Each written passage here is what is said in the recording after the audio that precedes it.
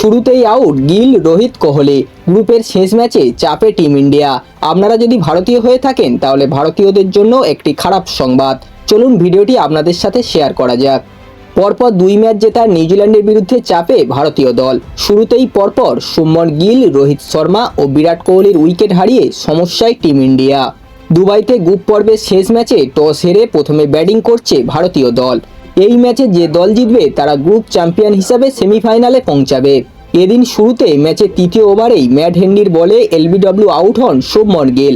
2 run করে সাজঘরে ফেরেন ODI ক্রিকেটের 1 নম্বর ব্যাটসম্যান।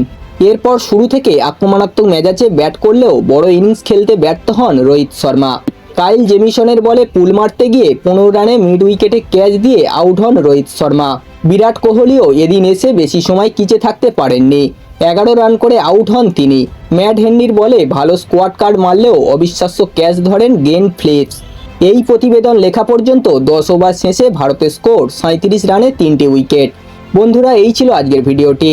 আপনাদের কি মনে হয় ভারত কি 300 রান পার করতে পারবে? অবশ্যই কমেন্ট করে জানাবেন। ভিডিওটি ভালো লাগলে একটা লাইক করে দেবেন এবং এই ধরনের ক্রিকেট নিউজ সবার আগে পাওয়ার জন্য চ্যানেলটিকে অবশ্যই সাবস্ক্রাইব করে দেবেন।